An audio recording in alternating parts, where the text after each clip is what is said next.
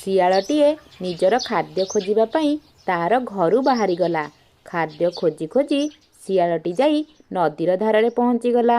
ସେତେବେଳକୁ ତାକୁ ବହୁତ ଜୋରେ ଭୋକ ଲାଗିଲାଣି। ତାପରେ ସେ କହିଲା, ସାରା ଦିନ ଗଲାଣି, ମୋ ପେଟରେ ଟିକେ ବି ହେଲେ ଦାନା ପଡ଼ିଲାନି। ଲାଗୁଛି ପେଟ ଭିତରେ ମୋର ନିଆଁ ଜଳିଲାଣି। କ'ଣ ଯେ କରିବି ଏବେ ମୁଁ? ଆଉ ଟିକେ ଆଗକୁ ଗଲା ପରେ ସେ ଦେଖିବାକୁ ପାଇଲା ନଦୀ କୂଳରେ ଗୋଟିଏ କୁମ୍ଭୀର ଛୁଆଟିଏ ଖେଳୁଛି। ଗୋଲଗାଲିଆ କୁମ୍ଭୀର ଛୁଆଟିକୁ ଦେଖି ଶିଆଳର ପାଟିରୁ ଲାଳ ବୋହିଲା। ଆଉ ତାପରେ ସେ ସାଙ୍ଗେ ସାଙ୍ଗେ କହିଲା, ଆରେ କୁମ୍ଭୀର ଛୁଆ, ଆଜି ଏଇଟାକୁ ଖାଇ ମୋ ପେଟ ଭିତରେ ଜଳୁଥିବା ନିଆଁକୁ ଲିଭେଇବାକୁ ପଡ଼ିବ। ଶିଆଳଟି ଯାହା ଭାବିଲା ସେଇଆ ହିଁ କଲା।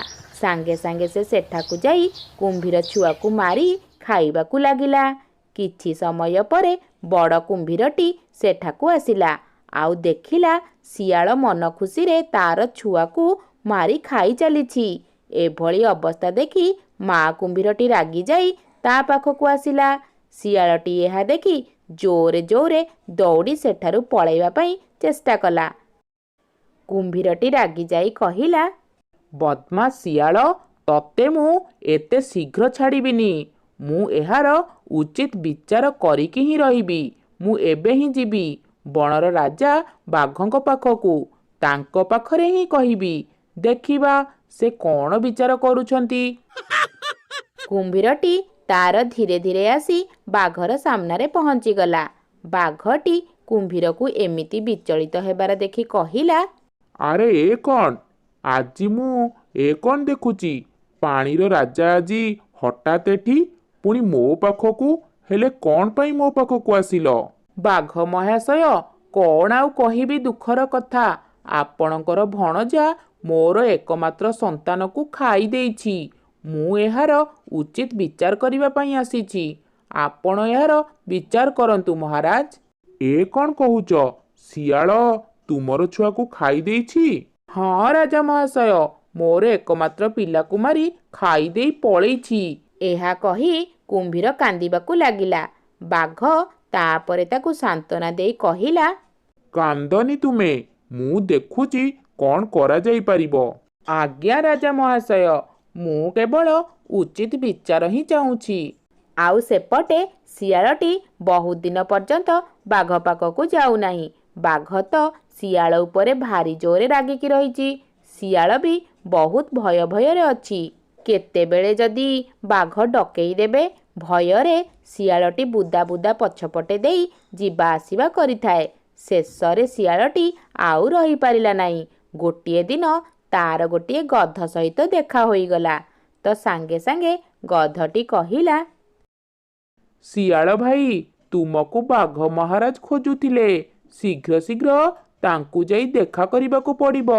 ମହାରାଜ ଆଦେଶ ଦେଇଛନ୍ତି। ଠିକ୍ ଅଛି, ତୁମେ ବାଘ ମହାରାଜଙ୍କୁ କହିଦିଅ, ମୁଁ ବହୁତ ଶୀଘ୍ର ତାଙ୍କ ପାଖକୁ ଯିବି। ଆଉ ଏପଟେ ନ ଖାଇ ନ ପିଇ ତ ଶିଆଳର ପୁରା ମରା ମରା ଅବସ୍ଥା ହୋଇଗଲାଣି।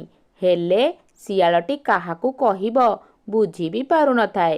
ଗୋଟିଏ ଦିନ ଧୀରେ ଧୀରେ ଆସି ଶିଆଳଟି ବାଘର ଘର ପାଖରେ ପହଞ୍ଚିଗଲା। ସେଠାରେ ପହଞ୍ଚି ସେ ବାଘକୁ ଅନୁନୟ ବିନୟ ହୋଇ କହିଲା, ମାମୁଁ, ମୁଁ ବହୁତ କଷ୍ଟରେ ଅଛି। ଦିନ ଗୁଡ଼ାକ କିଛି ଭଲରେ କଟୁନାହିଁ। ଲୋକମାନେ ତ କୁକୁଡ଼ାମାନଙ୍କର ଘରକୁ ଏମିତି ବନଉଛନ୍ତି ଯେ ମୋ ମୁଣ୍ଡ ଖରାପ ହୋଇଯାଉଛି।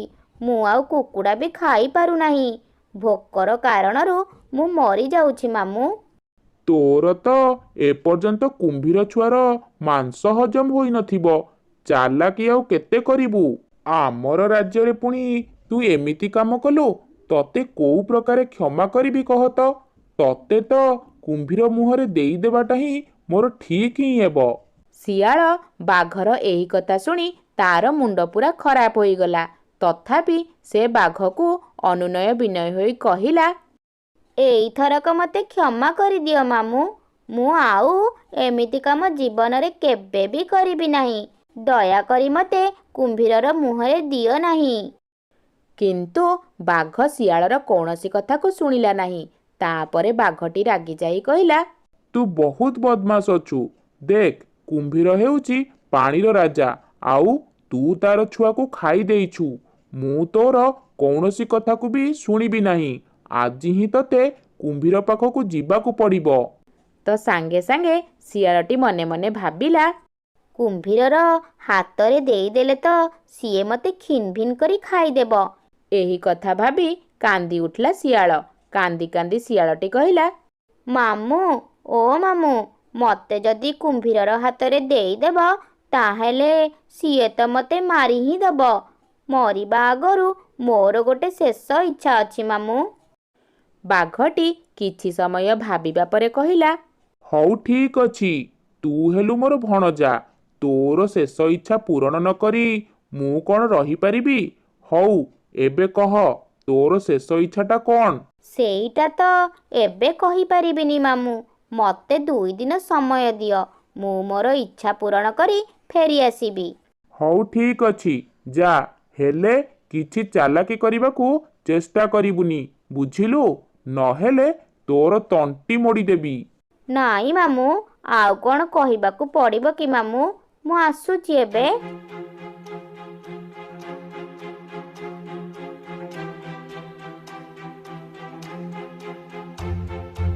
ଶିଆଳଟି ତାପରେ ଅନେକ ଚିନ୍ତାରେ ପଡ଼ିଗଲା।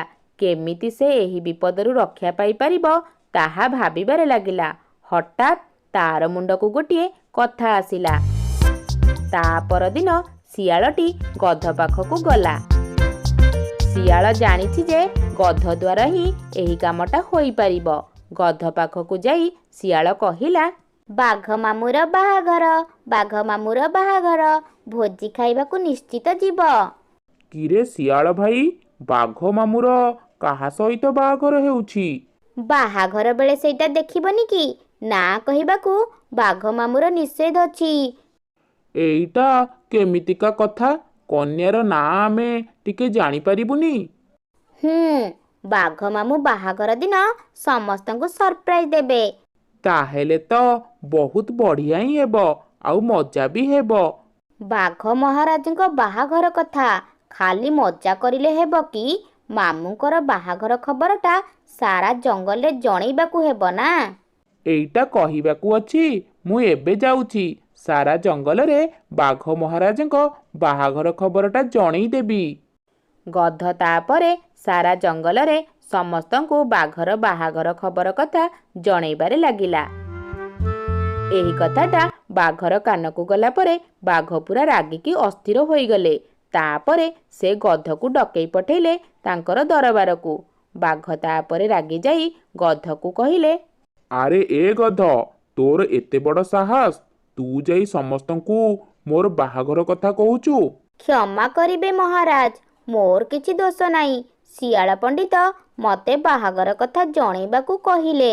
ତାପରେ ଯାଇ ମୁଁ ସମସ୍ତଙ୍କୁ ଆପଣଙ୍କର ବାହାଘର କଥା କହିଲି। ତାପରେ ବାଘ ଏକବାର ରାଗିକି ନିଆଁ ହୋଇଗଲା। ଶିଆଳକୁ ଡକେଇଲା ସେଠାକୁ। ସାଙ୍ଗେ ସାଙ୍ଗେ ଶିଆଳ ସେଠିକି ଆସିଛି ତ ବାଘ ତାକୁ ଧପକି ଧରି ପକେଇଲା। ଆରେ ମୁଁ ଜାଣିନି ମୋର ବାହାଘର କଥା? ରହ, ଆଜି ତୋର ତଣ୍ଟିକୁ ଚିପି ଦେଉଛି। ଦେଖ ମାମୁଁ, ଆଜି ହେଉ ବା କାଲି ମୁଁ ତ ମରିବି ହିଁ ମରିବି। ଏ ଜୀବନ ପ୍ରତି ମୋର ଆଉ କିଛି ମାୟା ହିଁ ନାହିଁ। ତ ମାମୁଁ, ମରିବା ପୂର୍ବରୁ ମୁଁ ମାଇଁକୁ ଟିକେ ଦେଖିକି ହିଁ ମରିବି। ଶିଆଳର ଏହି କଥା ଶୁଣି ବାଘର ମନଟା ଟିକେ ବଦଳିଗଲା।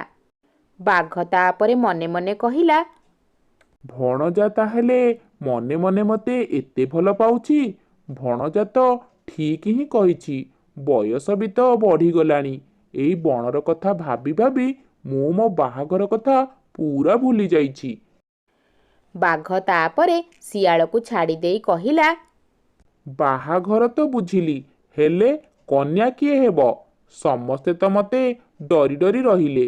ମୋତେ କିଏ ବାହା ହେବ କହ ତ? ମାମୁଁ, ଏଥିପାଇଁ ତୁମକୁ ଚିନ୍ତା କରିବାକୁ ପଡ଼ିବନି। କାଲି ତ ବାହାଘର, ତୁମେ ବାହାଘରର ବ୍ୟବସ୍ଥା କର। ଏପଟେ କିନ୍ତୁ ଶିଆଳ ସମସ୍ତଙ୍କୁ ଜଣେଇ ଦେଲା ବାଘ ମହାରାଜଙ୍କର କାହାକୁ ଗୋଟେ ପସନ୍ଦ ହେଇଛି। ଯାହାକୁ ବି ପସନ୍ଦ କରନ୍ତୁ, କାହିଁକି ବାହା ତ ହେବେ ହିଁ ହେବେ ନା। ଆଉ ସମସ୍ତେ ଭୋଜି ଖାଇବେ। ବଣର ରାଜାଙ୍କର ବାହାଘର ପୁଣି ଭୋଜି ହେବନି? ତାହା କ'ଣ ହୋଇପାରିବ? ବାଘ ସମସ୍ତଙ୍କୁ ନିମନ୍ତ୍ରଣ କଲା। ସମସ୍ତେ ବାଘର ବାହାଘର ପାଇଁ ଆସି ପହଞ୍ଚିଗଲେ। ହେଲେ କନ୍ୟାର କିଛି ସନ୍ଧାନ ନାହିଁ କି ଶିଆଳର ବି କିଛି ପତ୍ତା ନାହିଁ। ବାଘ ଏବେ ପଡ଼ିଗଲା ବିପଦରେ। ସାଙ୍ଗେ ସାଙ୍ଗେ ବାଘ ମନେ ମନେ କହିଲା, ଏଥର ବି ମତେ କ'ଣ ଶିଆଳ ଧୋକା ଦେଲା? ମୋର ମାନ ଇଜ୍ଜତ ସବୁ ମାଟିରେ ମିଶିଯିବ। ବାଘ ତାପରେ ଖୁବ୍ ଚିନ୍ତାରେ ପଡ଼ିଗଲା। ସନ୍ଧ୍ୟାବେଳେ ଯାଇ ଶିଆଳର ଦେଖା ମିଳିଲା। ଶିଆଳ ସାଙ୍ଗରେ ଗୋଟିଏ ହରିଣୀ ଅଛି। ତାପରେ ଶିଆଳ ବାଘକୁ ଟିକେ ସିଆଡ଼ିକି ଡାକି ନେଇ କହିଲା, ମାମୁଁ, କନ୍ୟାର ଘୋର ଅଭାବ। ତାପରେ କନ୍ୟା ସୁନ୍ଦରୀ ହୋଇଥିବା ଦରକାର। ତାପରେ ସେ ଯାଇ ମୋ ମାଇଁ ହେବ ନା।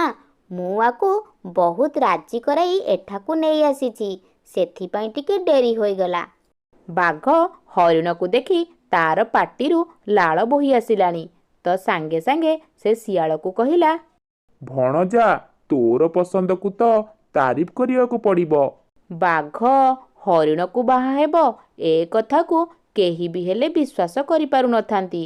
ତାପରେ ସମସ୍ତେ ଖୁସି ମଜା କଲେ। ହେଲେ ସେମାନେ ଭାବୁଥାନ୍ତି କାଳେ ଯଦି ବାଘର ମନଟା ଓଲଟିଯିବ ଆଉ ସେ ହରିଣକୁ ମାରିଦେବ। ଏଇଟା ଟିକେ ଭୟ ଥାଏ ସମସ୍ତଙ୍କ ମନରେ। ତା ପରଦିନ ସକାଳେ ଶିଆଳ ସେଠାରେ ହାଜିର ହୋଇଗଲା, ମାନେ ବାଘର ଘର ପାଖରେ। ସେଦିନ ତାର କୁମ୍ଭୀର ପାଖକୁ ଯିବାର ଅଛି। ଶିଆଳ ଯାଇ ଦେଖିଲା ବାଘର ମନଟା ଖୁବ୍ ଖୁସ୍ ମିଜାଜର ଅଛି। ଶିଆଳକୁ ଦେଖି ବାଘ ହସି ହସି କହିଲା, ଭଣଜା ଆସେ, ତୋର ଆସିବା ବାଟକୁ ତ ମୁଁ ଅପେକ୍ଷା କରିଥିଲି। ଯାହା ହେଉ ତୁ ମତେ ବାହା କରିଦେଲୁ। ମୁଁ ତ ଆଗକୁ ଆଉ ଦୌଡ଼ି ବି ପାରିବନି। ଖୁସି ମିଜାଜରେ ଇଆଡ଼ୁ ସିଆଡ଼ୁ କଥା କହି କହି ବାଘ ସେ କଥାଟାକୁ ପୁରା ଭୁଲି ଯାଇଛି ଯେ ସେ ତାକୁ କୁମ୍ଭୀର ପାଖକୁ ପଠେଇବାର ଅଛି ବୋଲି। ଶିଆଳ ଏବେ ଭାବିନେଲା ମୋର କାମଟା ହୋଇଯାଇଛି। ଏଥର ବି ଶିଆଳ ରକ୍ଷା ପାଇଗଲା। ବାଘ ପାଖରୁ ଯାଉଥିବା ସମୟରେ ଶିଆଳ ଭାବୁଥାଏ, ଓହୋ, ଯାହା ହେଉ ଏଥରକ ବଞ୍ଚିଗଲି। ଏବେ ଆଉ କିଛି ଦିନ ଶାନ୍ତିରେ ଆରାମରେ ରହିପାରିବି। ଗୋଟିଏ ଜଙ୍ଗଲରେ ରାନୀ ନାମରେ ଗୋଟିଏ ଚଢ଼େଇ ରହୁଥିଲା। ସେ ବହୁତ ଗରିବ ଥିଲା। ଗରମର ଦିନ ଥିଲା। ରାନୀ ଚଢ଼େଇ ଘର ଘର ବୁଲି ଚୁଡ଼ି ବିକ୍ରି କରୁଥିଲା। ରାନୀ ଚଢ଼େଇ ବହୁତ ଗରିବ ଥିବାରୁ ତା ସହିତ କେହି ବି ହେଲେ ସାଙ୍ଗ ହେଉନଥିଲେ କି କଥା ବି ହେଉନଥିଲେ। ଗୋଟିଏ ଦିନ ରାନୀ ଚଢ଼େଇ ଚୁଡ଼ି ବିକ୍ରି କରି ଥକି ଯାଇଥିଲା। ତାକୁ ଗୋଟିଏ ଗଛର ଡାଳ ଦେଖାଗଲା। ଆଉ ସେଇ ଗଛର ଡାଳରେ ବସିଗଲା। ଆରେ, ଏଠି ତ କେତେ ସୁନ୍ଦର ଥଣ୍ଡା ପବନ ହେଉଛି। ଯେମିତି ଲାଗୁଛି ଏସିରେ ବସିଲା ପରି। ରାନୀ ଚଢ଼େଇ ଆରାମ କରୁଥିଲା। ଅଚାନକ କାଳୁକାଉର ନଜର ରାନୀ ଚଢ଼େଇ ଉପରେ ପଡ଼ିଲା। କାଳୁକାଉ ଉଡ଼ି ଉଡ଼ି ରାନୀ ଚଢ଼େଇ ପାଖରେ ଆସି ପହଞ୍ଚିଲା। ଆରେ ଚଢ଼େଇ, ତୁ ଏଠାରେ କ'ଣ କରୁଛୁ? ଏହା ମୋ ଏରିଆ ଅଟେ। ଚାଲ ଏଠୁ। ଆଉ ଯଦି କେବେ ଏଠାକୁ ଆସିଥିବୁ ତତେ ସିଧା ମାରିଦେବି। ରାନୀ ଚଢ଼େଇ ବହୁତ ସରଳ ଥିଲା। ଯଦି କିଏ ତା ସହିତ ବଡ଼ ପାଟିରେ କଥା ହୁଏ ତ ସିଏ ଡରିଯାଏ। କିଛି କଥା ନ କହି ରାନୀ ଚଢ଼େଇ ସେଠାରୁ ଚାଲିଗଲା। ସେ ପୁଣି ଘର ଘର ବୁଲି ଚୁଡ଼ି ବିକ୍ରି କରିବା ଆରମ୍ଭ କରିଦେଲା। ଚୁଡ଼ି ନେବ ଚୁଡ଼ି, ରଙ୍ଗ ବେରଙ୍ଗର ଚୁଡ଼ି। ଚଢ଼େଇ, ଦେଖେଇଲ ଚୁଡ଼ି କ'ଣ କ'ଣ ଅଛି ତୁମ ପାଖରେ? ଶୁଆ ଭଉଣୀ, ଇଏ ଦେଖ ସୁନ୍ଦର ଚୁଡ଼ି। ଏବେ ପର୍ଯ୍ୟନ୍ତ ଏମିତି ଚୁଡ଼ି ମାର୍କେଟକୁ ବି ଆସିନି। ମୁଁ ଏ ଚୁଡ଼ିକୁ କମ୍ ଦାମରେ ଦେଉଛି। ଇଏ ନିଅ ଶୁଆ ଭଉଣୀ, ନୀଳ ରଙ୍ଗର ଚୁଡ଼ି। ତୁମକୁ ବହୁତ ବଢ଼ିଆ ମାନିବ। ନା ନା, ମୋତେ ନାଲି ରଙ୍ଗ ପସନ୍ଦ। ମୁଁ ନାଲି ରଙ୍ଗର ଚୁଡ଼ି ହିଁ ନେବି। ଆଚ୍ଛା, ଏହାର ଦାମ କେତେ କୁହ ତ? ଶୁଆ ଭଉଣୀ, ମାତ୍ର 25 ଟଙ୍କା ଡଜନକୁ। ହଁ, 25 ଟଙ୍କା? ମୁଁ ତ ତତେ 15 ଟଙ୍କା ଦେବି। ଦେବୁ ଯଦି ଦେ, ନହେଲେ ମୁଁ ଯାଉଛି। ଶୁଆ ଭଉଣୀ, ଏ ଚୁଡ଼ିକୁ ମୁଁ 20 ଟଙ୍କାରେ କିଣିଛି। ହେଲେ ତୁମେ କହୁଛ 15 ଟଙ୍କା। ମୁଁ କେମିତି ଦେବି? ହଉ ଠିକ୍ ଅଛି, 20 ଟଙ୍କାରେ ଦେ। ହେଲେ ଶୁଆ ଭଉଣୀ, ମୋର କ'ଣ ଲାଭ? ଏଥିରୁ ତ ମୁଁ କିଛି ବି ହେଲେ ଲାଭ ପାଇବି ନାହିଁ। ହେଲେ ଶୁଆ ଚଢ଼େଇର କିଛି ବି କଥା ଶୁଣିଲା ନାହିଁ। ସେ 20 ଟଙ୍କା ରଖିଦେଇ ଚଢ଼େଇଠାରୁ ଚୁଡ଼ି ନେଇ ଚାଲିଗଲା। ଆରେ ଆଜି ତ ମୋର କିଛି ବି ହେଲେ ଲାଭ ହେଲା ନାହିଁ। ସବୁ ପକ୍ଷୀମାନେ କମ୍ ଦାମରେ ଚୁଡ଼ି କିଣିନେଲେ ମୋ ଠାରୁ। ଏବେ ମୁଁ କ'ଣ କରିବି? ଏ ପଇସା ତ ମୋତେ ସେ ଚୁଡ଼ିବାଲା ପାରା ଭାଇକୁ ଦେବାର ଅଛି, ଯିଏ ମୋତେ ଚୁଡ଼ି ଧାରରେ ଦେଇଛନ୍ତି। ଏ ପଇସାକୁ ମୁଁ ଖର୍ଚ୍ଚ କରିପାରିବି ନାହିଁ। ଚଢ଼େଇ ଉଡ଼ି ଉଡ଼ି ଯାଇ ପୁଣି ସେଇ ଡାଳ ଉପରେ ବସି ପଡ଼ିଲା, ଯୋଉଟାକି କାଳୁ କାଉର ଥିଲା। କାଳୁ କାଉ ରାଗିକି ଚଢ଼େଇ ପାଖକୁ ଆସିଲା, ଆଉ ଚଢ଼େଇର ସବୁ ଚୁଡ଼ିକୁ ଗଛ ତଳକୁ ପକେଇଦେଲା। ସବୁ ଚୁଡ଼ି ତଳେ ପାଣିରେ ଭାସିଗଲା। ହଁ ହଁ ହଁ ହଁ ହଁ, ଇଏ ତୁମେ କ'ଣ କଲ କାଉ ଭାଇ? ମୁଁ ଏବେ କ'ଣ କରିବି? ଚୁଡ଼ି ଆଣିଥିବା ଭାଇଙ୍କୁ ଚୁଡ଼ି ବିକିକି ତାଙ୍କ ପଇସା ଦେବାର ଥିଲା। ହଁ ହଁ ହଁ। ତତେ ମୁଁ ଫାଷ୍ଟରୁ କହୁଛି, ଏ ଏରିଆ ମୋର ଅଟେ, ହେଲେ ତୁ ଶୁଣିଲୁନି। ଏବେ ଠିକ୍ ହେଇଛି। ରାନୀ ଚଢ଼େଇ ମନ ଦୁଃଖରେ କାନ୍ଦି କାନ୍ଦି ଜଙ୍ଗଲ ବାହାରକୁ ଚାଲି ଆସିଲା। ଆଉ ସେ ଏକ ପାହାଡ଼ ଉପରକୁ ଗଲା, ଆଉ ମନ ଦୁଃଖରେ ବସିଥାଏ। ତାକୁ କାହାର ପାଟି କରିବାର ଶବ୍ଦ ଶୁଭିଲା। ବଞ୍ଚାଅ ବଞ୍ଚାଅ, ମୋତେ ବଞ୍ଚାଅ। ଆରେ ଇଏ ତ ଛୋଟ ପକ୍ଷୀଟେ, ଦେଖେ ତାର କ'ଣ ହେଲା? ଆରେ ଇଏ ତ ଚିଲର ଛୁଆ ଅଟେ, ମୋତେ ଖାଇଦେବନି ତ? ଖାଇବ ଯଦି ମୋତେ ମାରିକି ଖାଉ, ମୁଁ ତ ଏଠାକୁ ମରିବାକୁ ଆସିଛି ନା। ତୁମର କ'ଣ ହେଲା ବାବା? ମୋତେ ଉଡ଼ିବା ଆସୁନଥିଲା, ଆଉ ମୁଁ ଉଡ଼ିବା ପାଇଁ ଚେଷ୍ଟା କରୁଥିଲି, ହେଲେ ମୁଁ ଉପରେ ଉଡ଼ୁଥିବା ବେଳେ ତଳକୁ ପଡ଼ିଗଲି, ଆଉ ମୋର ଆଘାତ ଲାଗିଲା। ମୁଁ କିଛି ବି ହେଲେ ଆଉ ଉଡ଼ିପାରୁନି। ମୋ ମାମା ମୋତେ ଅପେକ୍ଷା କରିଥିବ। ଯେତେବେଳେ ମୁଁ ବାହାରିଥିଲି ଆସିବାକୁ, ସେତେବେଳେ ମୋ ମାମା ଖାଦ୍ୟ ଆଣିବାକୁ ଯାଇଥିଲା, ତ ସେ ଆସି ମୋତେ ଖୋଜୁଥିବ। ଆଚ୍ଛା, ତୁମକୁ ଜଣାଅଛି କି ତୁମ ବସା କେଉଁଠାରେ? ମୁଁ ତୁମକୁ ତୁମ ମାମା ପାଖରେ ନେଇ ଛାଡ଼ିଦେବି। ମୁଁ ଛୋଟ ପିଲାଟା, ମୁଁ ଜାଣିପାରୁନି ମୋ ବସା କୋଉଠି। ଆଚ୍ଛା, ତୁମେ ମୋ ସହିତ ମୋ ଜଙ୍ଗଲକୁ ଯିବ, ମୋ ପାଖରେ ରହିବ, ଯେବେ ପର୍ଯ୍ୟନ୍ତ ତୁମ ମାମାଙ୍କ ସହିତ ଦେଖା ନ ହୋଇଛି। ଠିକ୍ ଅଛି ଆଣ୍ଟି, ମୁଁ ତୁମ ସହିତ ତୁମ ଘରକୁ ଯିବି। ତୁମେ ମୋତେ ଉଡ଼ିବା ଶିଖେଇଦେବ? ହଁ ନିଶ୍ଚିତ ବାବା, ମୁଁ ତୁମକୁ ଉଡ଼ିବା ଶିଖେଇଦେବି। ରାନୀ ଚଢ଼େଇ ସେ ଚିଲ ଛୁଆଟିକୁ ନିଜ ସାଙ୍ଗରେ ନିଜ ଘରକୁ ନେଇ ଆସିଲା। ଏଇଟା ତୁମ ଘର ଆଣ୍ଟି? ହଁ ବାବା, ଏଇଟା ମୋ ଘର। କେତେ ଛୋଟ ଘର ତୁମର ଆଣ୍ଟି? ମୋତେ ଜୋରେ ଭୋକ ଲାଗିଲାଣି ଆଣ୍ଟି, ମୋତେ ଅଣ୍ଡା ଖାଇବାକୁ ଦେଇପାରିବ କି? ଅଣ୍ଡା? କାହାର ଅଣ୍ଡା? କୋଉ ବି ପକ୍ଷୀର ଅଣ୍ଡା ଚଳିବ, ମୁଁ ସବୁଦିନ ଅଣ୍ଡା ଖାଏ ଆଣ୍ଟି। ଦେଖ ବାବା, ସେଇ ଅଣ୍ଡାରୁ ତୁମ ପରି ଛୋଟ ନନ୍ହି କ୍ୟୁଟ୍ ପକ୍ଷୀଟିଏ ବାହାରିବ। ଯଦି ତୁମେ ସେ ଅଣ୍ଡାକୁ ଖାଇଦେବ, ବିଚରା ଛୋଟ ପକ୍ଷୀଟି ବାହାରକୁ ବାହାରିବା ପୂର୍ବରୁ ମରିଯିବ। ତୁମକୁ ଭୋକ ଲାଗୁଛି, ମୁଁ ତୁମ ପାଇଁ କିଛି ଖାଇବା ଆଣିଦେଉଛି। ତୁମେ ଘର ବାହାରକୁ ଯାଅ ନାହିଁ। ପାରା ଭାଇ, ପାରା ଭାଇ। କ'ଣ ହେଲା ଚଢ଼େଇ? ତୁମେ ଏତେ ରାତିରେ କ'ଣ ପାଇଁ ଆସିଛ? ପାରା ଭାଇ, ତୁମ ପାଖରେ ଖାଇବା ପାଇଁ କିଛି ଅଛି କି? ହଁ, କିଛି ଥିବ, ଏବେ ଦେଉଛି, ଖାଇଦେଇ ଘରକୁ ଯିବ। ପାରା ଭାଇ, ଏ ଖାଇବା ମୋ ପାଇଁ ନୁହେଁ, ଚିଲର ଛୁଆ ପାଇଁ ଦରକାର। ତାକୁ ବହୁତ ଭୋକ ଲାଗୁଛି। ଚିଲ ଛୁଆ? ତାକୁ ତୁମେ କୋଉଠୁ ପାଇଲ? ବିଚରା ଉଡ଼ି ପାରୁନଥିଲା, ମୁଁ ତାକୁ ମୋ ସହିତ ଘରକୁ ନେଇ ଆସିଲି। ଆରେ ରାନୀ, ଏ କ'ଣ କଲ ତୁମେ? କୋଉ ପକ୍ଷୀ ଛୁଆ ନୁହେଁ, ବରଂ ପରିଶାନକୁ ଘରକୁ ନେଇ ଆସିଛ। ଏବେ ଯାଇ ଘରୁ ବାହାର କରିଦିଅ, ନହେଲେ ସିଏ ଆଗ ତତେ ଖାଇବ, ତାପରେ ଜଙ୍ଗଲର ସବୁ ପକ୍ଷୀମାନଙ୍କୁ ଖାଇଦେବ। ପାରା ଭାଇ, ସେ ଏବେ ଛୋଟ ଅଛି, ମୁଁ କାଲିଠାରୁ ତାକୁ ଉଡ଼ିବା ଶିଖେଇବି। ସେ ନିଜେ ଉଡ଼ିବା ଶିଖିଗଲେ ଆପେ ଚାଲିଯିବ। ଯଦି ସେ ଉଡ଼ିବା ନ ଶିଖିପାରିବ, ତୁମେ ତ ଏତେ ଗରିବ ଯେ ପାଣି ପିଇକି ରହିଯାଉଛ। ନାଇଁ ପାରା ଭାଇ, ସେ ଉଡ଼ିପାରିବ, ତାକୁ ଟିକେ ଶିଖେଇବା ଦରକାର। ହଉ, ତୁମ ଇଚ୍ଛା, ମୁଁ ତ କହିବା କଥା କହିଦେଲି। ରାନୀ ଚଢ଼େଇ କିଛି ଖାଦ୍ୟ ନେଇ ଚିଲର ଛୁଆ ପାଇଁ ଗଲା। ତା ପରଦିନ ସକାଳୁ ଚଢ଼େଇ ଚିଲର ଛୁଆକୁ ଉଡ଼ିବା ଶିଖେଇଲା। ହେଲେ ଚିଲଛୁଆ ଉଡ଼ି ପାରୁନଥିଲା। ଦେଖ ଆଣ୍ଟି, ଏଠି ଗୋଟେ ଗଛ ଅଛି। ଚାଲ ଆଣ୍ଟି ସେଇ ଗଛ ଉପରେ ବସିବା। ନାଇଁ, ସେ ଗଛ କାଳୁ କାଉର ଅଟେ। ତାଙ୍କ ରାଗ ତୁମେ ଜାଣିନ। ଚାଲ ଆଉ କେଉଁ ଗଛ ଉପରେ ବସିଯିବା। ଚିଲଛୁଆ ଓ ରାନୀ ଚଢ଼େଇ ଆଉ ଗୋଟେ ଗଛ ଉପରେ ଯାଇ ବସିଲେ। କାଳୁ କାଉ ରାନୀ ଚଢ଼େଇ ପାଖକୁ ଆସିଲା। ଯଦି ଆଗରୁ ଏମିତି କରିଥାନ୍ତୁ ତୋର କିଛି ବି ହେଲେ ନଷ୍ଟ ହୋଇନଥାନ୍ତା। ତୁ କାହା ସହିତ ବସିଛୁ? ଆରେ ଇଏ ତ ଚିଲଛୁଆ ଅଟେ। କାଳୁ ଭାଇ, ଇଏ ତ ବିଚରା ଉଡ଼ି ପାରୁନାହିଁ। ମୁଁ ତାକୁ ଏଠାକୁ ଆଣିଛି।